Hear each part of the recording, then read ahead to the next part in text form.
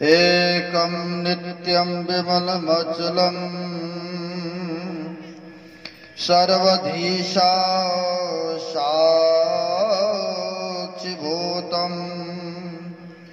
भावातीतं त्रैगुणरहितं सद्गुरुं तं नमामि। जो जस चंदा गही सूरज चरई हजार, ए तो चानंद दिया गुर बिन गोद अंधार, ये तो चानंद दिया गुर बिन घोर अंधार। सर्वत्र व्याप्त परमात्मा स्वरूप आराध्य देव के पाद पद्मों में असंख्य असंख्य बार नमन।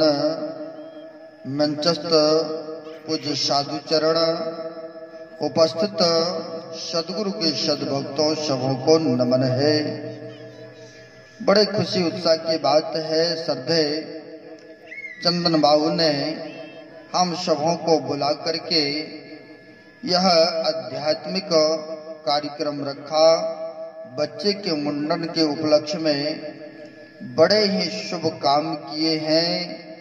यों वेद मंत्र को देखेंगे, शास्त्र को देखेंगे तो जन्म से लेकर के जब तक हम लोग इस धरातल पर रहते हैं तो 16 संस्कार होता है। 16 संस्कार में एक संस्कार होते हैं मुंडन संस्कार। जैसे जनेऊ संस्कार होता है, नामकरण संस्कार होता है, तो उसी प्रकार से यह मुंडन संस्कार बड़े शुभ कार्य कर रहे हैं। बड़े पुण्य का काम इन्होंने किया है। गुरु महाराज से, परमात्मा से और आराध्य देव से मैं प्रार्थना करता हूँ कि इनके परिवार में खुशी प्रदान करें, इन परिवार को खुश रखें और भक्ति में संलग्न रहे, यह शुभकामना करते हैं। तो आइए हम लोग अभी वेद मंत्र को अभी श्रवण किए हैं। सत्संग के महत्व के बारे में सुन रहे थे। यह सत्संग में आने से मनुष्य को ज्ञान होता है, जीने की प्रक्रिया सिखाए जाते हैं।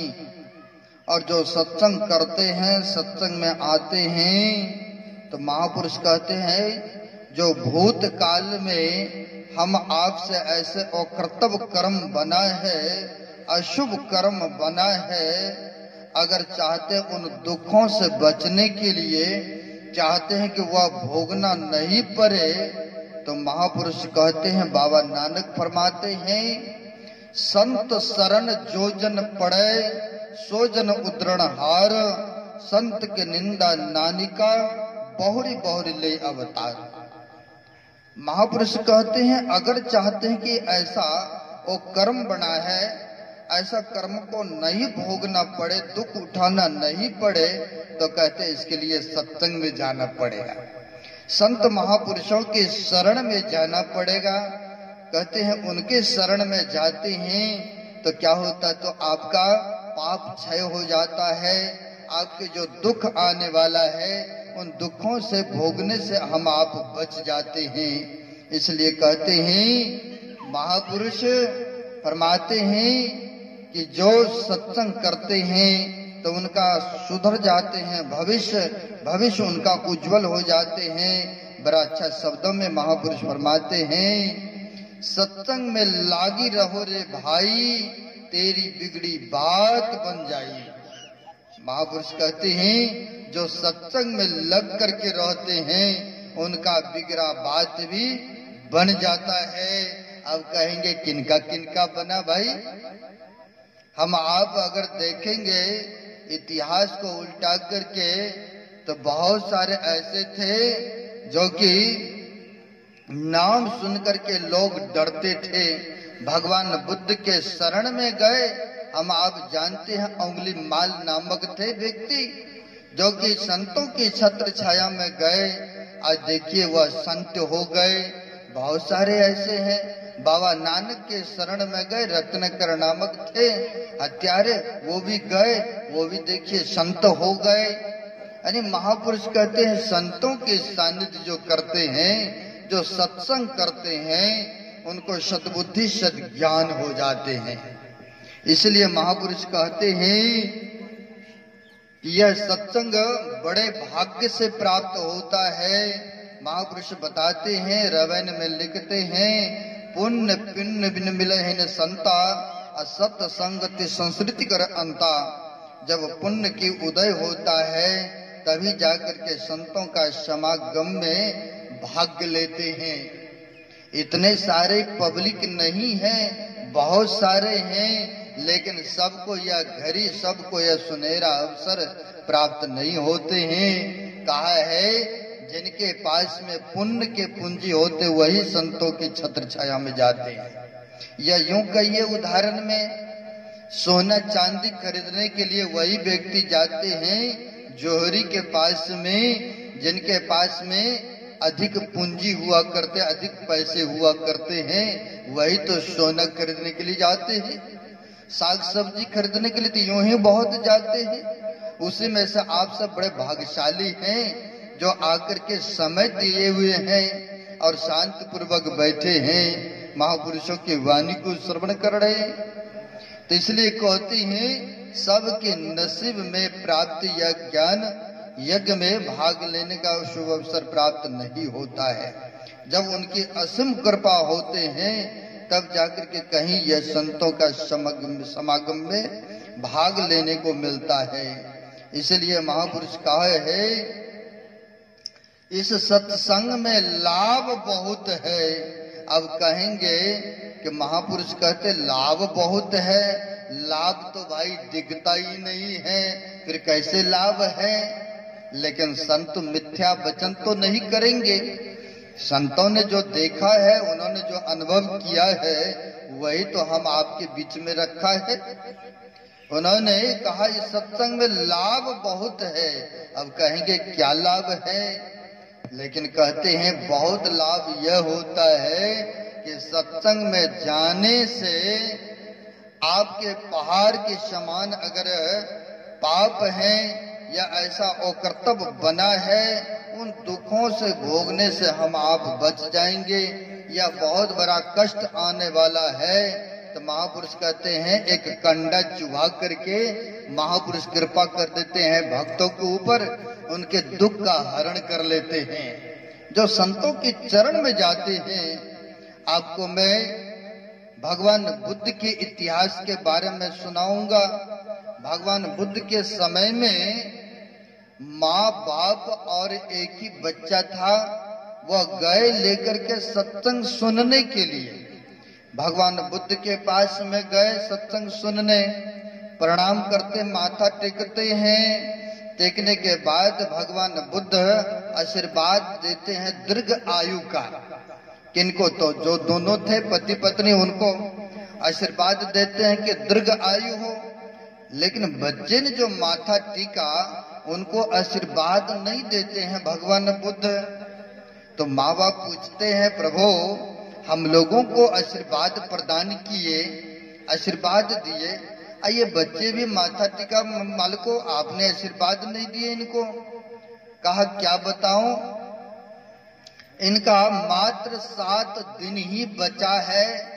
अब यह 7 दिन तक ही इस धरातल पर रहेंगे जिंदा। अब इनकी आयु नहीं है शेष, इसलिए इनको आशीर्वाद मैंने नहीं दिया दीर्घ आयु का। अब सोच के हैरान, किसी को अगर मृत्यु बता दिया जाए तो कितनी परेशानी होंगे, कितने टेंशन, खाना पीना सोना सब उसके लिए परेशानी हो, कुछ अच्छे नहीं लगेंगे। अब माँ बाप के एक ही लड़का पुत्र है, भगवान बुद्ध ने बता दिया। संत तो देखते हैं भविष्य की बातों को, वह जान गए। तो उन्होंने बताया पूछने पर कहा अब इनके मात्र 7 दिन का ही आयु बचा है, 7 दिन तक जिंदा रहेंगे और उसके बाद इनका प्राण अंत हो जाएंगे। माँ बाप बड़ी चिंतित हो गए, मेरे एक ही पुत्र है। कहा प्रभु कृपा करो, कुछ उपाय तो बताओ महाराज, आप बड़े कृपालु हैं, संत हैं। कहा है कि जोन करे लकीर सो करे फकीर, आप तो फकीर हैं और हमें एक ही पुत्र है महाराज, आपके शरण में हूं, आपका शिष्य हूं। जब विनती करते हैं, अर्जी करते हैं तो संत के हृदय जो होते हैं बड़े कृपालु होते हैं, दया के सागर होते हैं, वह किसी न किसी तरह से उनकी उपाय ढूंढी निकालते हैं। कहा ऐसे करो, साधु महात्माओं को आमंत्रित करो, सत्संग कराओ। यहाँ पर जो भी साधु महात्मा आएंगे तो उनको आशीर्वाद लेने के लिए, पुत्र को माथा टेकने के लिए भेजेंगे और उनके आशीर्वाद मिलेंगे तो हो सकता है कि इनका दीर्घ आयु हो जाए। कहा ठीक है महाराज, बड़ी कृपा की बात है, दया किए हैं आपने युक्ति बताने के लिए। बहुत सारे संतों को आमंत्रित किए, बहुत सारे संत महात्माओं को आमंत्रित किए, जैसे श्रद्धे चंदन बाबू ने हम सबों को आमंत्रित किए हैं, बड़े पुण्य का काम किए हैं, शुभ काम किए हैं।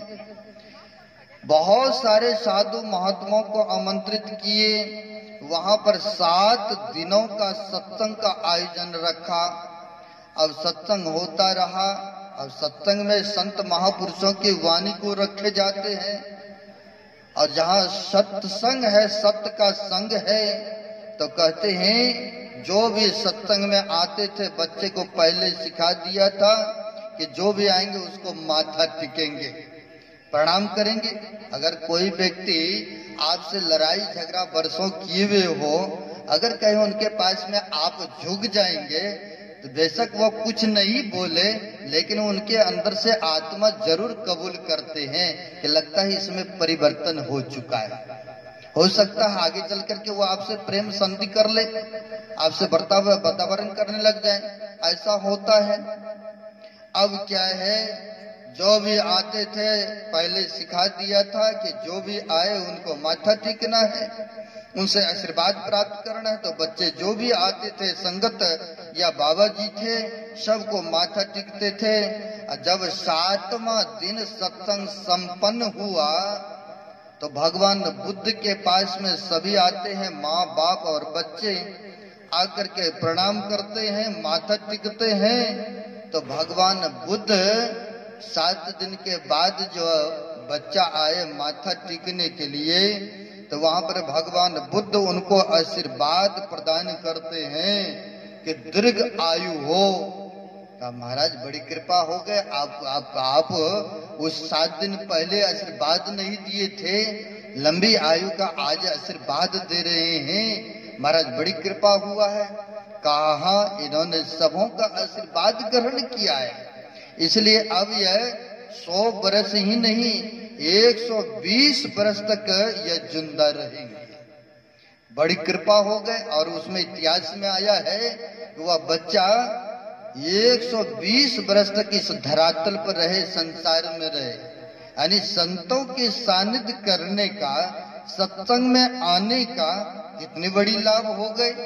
तो वही कबीर साहब ने हम आपको फरमाया है कि सत्संग में लाभ बहुत है।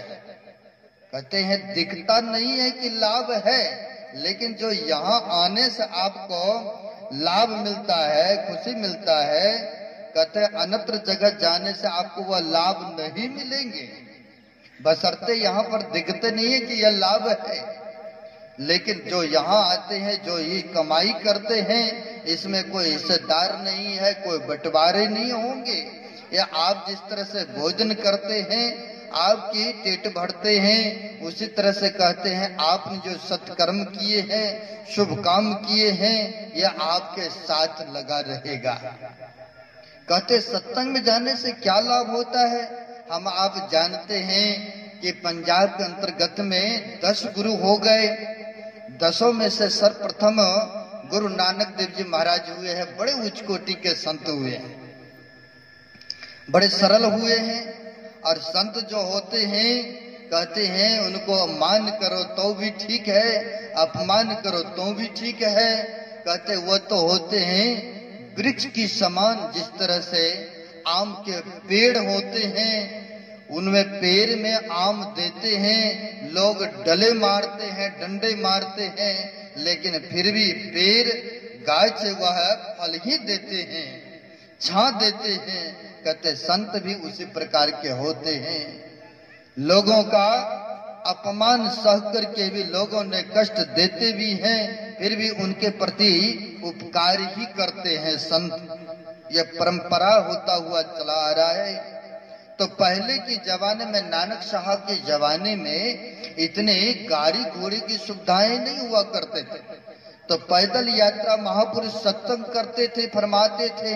जो भी संगत बुलाते थे कि महाराज मेरे घर में भोजन करना है, प्रसादा छकना है, और कुछ सत्संग की वाणी को भी सुनाएंगे महाराज, तो मैं अपने घर में आयोजन रखता हूँ सत्संग का कार्यक्रम। तो भक्त लोग आमंत्रित करते थे। संत तो उपकारी होते ही है, वो तो चाहते ही है कि जीव का कल्याण हो, सदगति हो, अधोगति नहीं हो, शुभ काम करें। तो संतों को जो भी आमंत्रित करते थे तो वह महापुरुष उनके दरवाजे पर जाया करते थे, सत्संग फरमाया करते थे, और उनके घर पर बड़ी श्रद्धा के साथ भक्त लोग, संगत लोग प्रसादे छकाते थे और महापुरुष छकते थे, क्योंकि प्रेम के बस में होते थे। अब जो है एक भक्तों ने आमंत्रित किए बाबा नानक साहब को, और उनके साथ में 2 शिष्य थे जिनका नाम था बाला और मर्दाना, आप लोग जानते होंगे। उनके साथ में रहते थे, आमंत्रित किए तो गए सत्संग करने के लिए। तो बहुत सारे लोग पैदल यात्रा होते हुए आ रहे थे सत्संग सुनने के लिए। तो एक सज्जन पूछते हैं कि महाराज आप लोग इतने सारे पब्लिक कहाँ जा रहे इकट्ठ होकर के? तो संगत ने कहा बड़े ही दिव्य महापुरुषों का पदार्पण हुआ है, संतों का आगमन हुआ है, उनके दर्शन मात्र से बहुत हमको सुकून मिल रहा है। संतों के दर्शन करते हैं, जिस तरह से अभी देखते सर्दी का मौसम आ रही, अग्नि के पास जाते सार आपकी सर्दी खत्म हो जाती है। अग्नि में ऐसे गुण होते हैं कि उनके समक्ष में जाने के उपरांत ही आपकी सर्दी जो है दूर हो जाती है।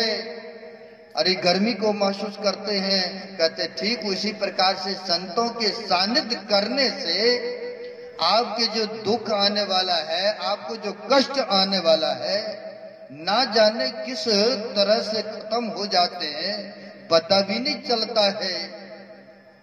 क्योंकि कहा है महापुरुषों ने संतों के दर्शन मात्र से बहुत बड़ा लाभ होता है।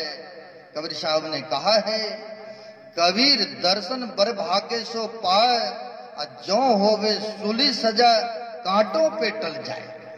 कहते हैं महापुरुष अगर सूली सजाए होने वाला है, बहुत बड़ा कष्ट आने वाला है, तो कहते संतों के दर्शन अगर कर लिए तो कहते हैं बहुत बड़ा कष्ट होने वाला था, एक कंडा चुबा करके सारे दुखों पीड़ों से मुक्त कर देते हैं। यह किनका है लाभ? संतों के दर्शन करने मात्र से लाभ है। तो उन संगत ने पूछा तो कहाँ जा रहे हैं आप लोग? कहा मैं जा रहा हूँ सत्संग सुनने के लिए, संतों के दर्शन करने के लिए। उनके पास जाता बड़ी सुकून मिलता है, आनंद मिलता है, इसलिए मैं सत्संग सुनने जा रहा हूँ। कहा क्या हम भी आपके सत्संग में सम्मिलित हो सकता हूँ? जिस तरह से गुरुद्वारे मंदिर में वहां पर किसी को भी मनाही नहीं है जाने से, वहां पर प्रत्येक मनुष्य जाया करते हैं माथा टिकने या लंगर छकने। तो कहते हैं सत्संग में जाने में किसी के मनाही नहीं हुआ करते हैं। उसी तरह से जब सत्संग में आते कहते हैं कि आप भी अगर इच्छा है तो चलिए मेरे साथ सत्संग सुनने। कहा अवश्य मेरा भी इच्छा हो रहा है। तो व्यक्ति वो भी सज्जन आते हैं, उनके साथ हो लेते हैं। सोचा थोड़ी देर के लिए हाजिरी लगाता हूँ। आया हुआ व्यक्ति बड़ी अच्छा लगा सुनने में, बड़े सुकून मिला, बड़ी आनंद मिला। बैठा सुनने के लिए तो बैठे ही रह गए। जिस काम को करने में कई बार आनंद आता है मनुष्य को, तो वह काम को बार बार करने की इच्छाएं प्रकट हुआ करते हैं और बार बार करते भी हैं वह काम को। क्या है कि उनको सत्संग सुनने में बड़ी आनंद मिलने लगा, बड़ी सुकून मिला। तो बड़ जब आनंद मिला तो बैठा तो बैठे रह गया, सोचा काम तो चलता ही रहता है। किसी ने कहा भी है कि जब तक रहेगी जिंदगी फुर्सत न होगा काम से, कुछ समय निकालो प्रेम कर लो भगवान से।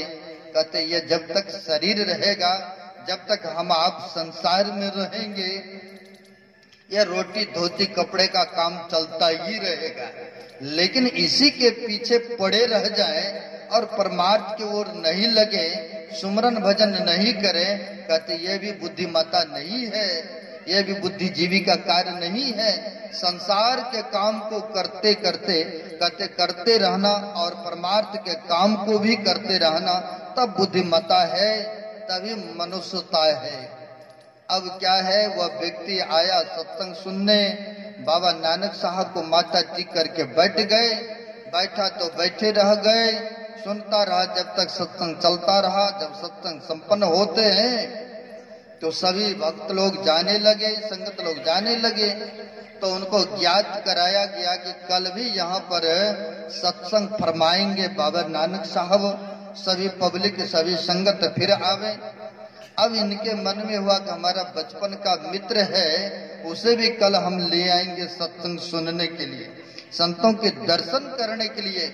वह कभी जाते नहीं है सत्संग में। तो उनके मन में ऐसा मन में बातें उठा। वह जाकर के अपने मित्र से कहते, मित्र कल चलिएगा मेरे साथ में सत्संग सुनने के लिए। बड़े ही दिव्य महापुरुषों का आगमन हुआ है, पदार्पण हुआ है, आप भी कल सत्संग सुनने मेरे साथ चलें। अब मित्र कहते, क्या आप साधु महात्मा के पीछे हैं महाराज? काम रोजगार करो, अपने घर गृहस्थी को देखो। आप सत्संग के पीछे जाएंगे तो क्या भरण पोषण होगा क्या? यह कहते, देखो जिंदगी तो यह काम रोजगार के पीछे ही है और करते ही रहते हैं, लेकिन महापुरुष का दूर से पदार्पण हुआ है, इसलिए सत्संग सुनना चाहिए। इसलिए मैं तो निवेदन कर रहा हूँ आपसे, आप भी कल सत्संग सुनने मेरे साथ चलें। बहुत कहने पर तैयार होते हैं, कहा ठीक है प्रातःकालीन होंगे तो चलेंगे। प्रातःकालीन होते हैं, नहा धो करके आ गए। जो धार्मिक थे, जो भक्त थे, तब तक यहाँ देखते हैं यह सो रहा है, उनको उठाते जगाते हैं, फ्रेश होते हैं। दोनों मित्र पैदल यात्रा बाबा नानक के सत्संग सुनने के लिए चलते हैं। लेकिन जिनको भाग्य में नहीं था तो क्या होता है, चौक चौराहे पर खेल तमाशे हो रहा था, वह वहीं देखने लग गए। जो धार्मिक मित्र था वह सत्संग में चले गए। जब सत्संग सुन करके लौट रहा था अपने घर को, जिन्होंने संतों का दर्शन किया था, जब लौट रहा था पैदल यात्रा करते हुए, क्या होता है, एक पत्थर से उनके पैर टकराते हैं और नाखून उखड़ गए, रक्त निकलने लगे। पट्टी छट्टी बांध करके आते हैं घर तक। ये जो मित्र था चौराहे पर से जो लौट रहा था घर को, इनको रास्ते में एक सोने के सिक्का मिल गए। अब बड़ी खुश हैं कि चलो सत्संग में जाते तो कुछ नहीं मिलने को था, अगर मेरे साथ मित्र होता बेशक मिला हम ही को था, लेकिन इनमें से 50% अवश्य बांट के देता। लेकिन सत्संग में गए तो क्या मिला, क्या लाभ हुआ? अब ये व्यक्ति जिनको सोने के सिक्का मिला था, यह अपने घर नहीं जाकर के पहले मित्र के घर में चले गए और जाके कहते हैं, मित्र आप सत्संग में गए तो आपको क्या लाभ हुआ? अगर मेरे साथ होते, ये देखो सोने के सिक्का मिला रास्ते में, बेशक मिला हम ही को था, लेकिन हमारे साथ होते तो इनमें से 50% आपको भी मैं बांट के देता। अब सोच में पड़ गए कि मैंने संतों का दर्शन किया, सत्संग सुना और मेरे को लाभ की जगह पर हानि हुआ। पैर में साट लग गई, रक्त निकल गए, अब यह सोच में पड़ गए। लोग कहते हैं, संत महापुरुष कहते हैं सत्संग में जाने से लाभ होता है, लेकिन लाभ के जगह पर तो हमें हानि दिख रही है। वे हमें तो लाभ नहीं है। जिसने सत्संग नहीं किया, संत महापुरुषों को दर्शन नहीं किया और उनको धन मिल गया, और हम गए सत्संग सुनने तो हमको चोट लगा, दुख हुआ। ऐसा उल्टी बातें क्यों हुआ? अब उनके मन में बात चलने लग गए कि जो पुण्य काम करे, संतों का दर्शन करे, उनको दुख, और जो संतों का दर्शन नहीं करे, जो शुभ काम नहीं करे, दिन रात झूठ फूट शराब कबाब में लगे रहते हैं और उनको धन मिल गए। और हम जो है शराब कबाब भी नहीं करते हैं, मांस मच्छी अंडा का सेवन नहीं करते हैं, संतों के सानिध्य करते हैं, सत्संग सुनते हैं, तो हमको दुख हुआ। तो मन में बात उठ रही थी, तो उनको हुआ कि वही नानक साहब से मैं जाके पूछूंगा कि जो शुभ काम किए उनको दुख, और जिसने शुभ काम नहीं किया उनको सुख हुआ। ऐसा क्यों? सुबह होते हैं, चलते हैं पूछने के लिए बाबा नानक साहब से, जाकर के माथा टिकते हैं और टिकने के बाद पैर आगे कर देते हैं मुड़े के, महाराज ये देखो परिणाम। आपके 2 दिनों से सत्संग चल रहा था, मैं आपके सत्संग सुनने के लिए आया करता था, बड़ा अच्छा लगा, सुनकर के मेरे को बड़ी आनंद मिल रहा था। मेरा बचपन का मित्र था, मैं उसे भी लेकर के आ रहा था सत्संग सुनने, लेकिन वह आ नहीं सका आपके चरण शरण में। वह रास्ते से लौट के चला गया, तो उनको धन मिल गया रास्ते में। और जब हम लौट रहे थे तो ये देखिए पैर में साट लग गए महाराज। और आप कहते सत्संग में बहुत लाभ होता है, लाभ के जगह पर तो हमें हानि दिख रहा। महाराज ऐसे उल्टी बातें क्यों हुआ? आप तो जानी जान हैं, भूत भविष्य वर्तमान के बातों को जानते हैं, आप बताने की कृपा करें थोड़े महाराज। कहा जानना चाहते हो भक्त? कहा अवश्य महाराज। कहा देखो वो मित्र जो तुम्हारा है, अगर वह सत्संग में आता, संतों के दर्शन करता, तो उनको बहुत सारे धन मिलना था, लेकिन वह हमारे निकटतम पहुंच नहीं सका। थोड़ी से धन लेकर के उनको संतुष्ट होना पड़ रहा है। रही बात तुम्हारी, अगर तुम आज मेरे शरण में नहीं आए होते, सत्संग में सम्मिलित नहीं हुए होते, तो तुम्हारे मृत्यु था। लेकिन तुम मेरे चरण में आया, मेरे सत्संग में सम्मिलित होता रहा, इसलिए मैंने थोड़ी सी तुम्हें पैर में चोट लगा करके मृत्यु के मुंह से तुम्हें हमने बचा लिया हो, ताकि कुछ बरस तक और जिंदा रहे, ताकि सत्संग करता रहे, शुभ काम करता रहे, क्योंकि मेरे चरण में है। इसलिए महापुरुष कहते हैं, कबीर दर्शन बड़े भाग्य सो पाए, और जो होवे सूली सजा कांटों पे टल जाए। कहते सूली सजाए था, मृत्यु का था, फांसी लगने वाला होता है। अगर सत्संग में आते हैं, संत महापुरुषों के चरणों में आते हैं, एक कंडा चुबा करके उन दुखों से मुक्त कर देते हैं। इसलिए कहते हैं सत्संग में लाभ बहुत है, तुरंत मिलावे गुरु से, लेकिन मूर्ख जन कोई सार न जाने, सत्संग में अमृत बरसे। कहते सत्संग में अमृत के बारिश होता है, सत्संग में आने से सत्य असत का ज्ञान होता है, पाप पुण्य का ज्ञान होता है, संसार में किस तरह से जीवन को यापन करना चाहिए। तो सत्संग में आने से आपको सारे विद्याएं, सारे जीने की कलाएं सिखाए जाते हैं।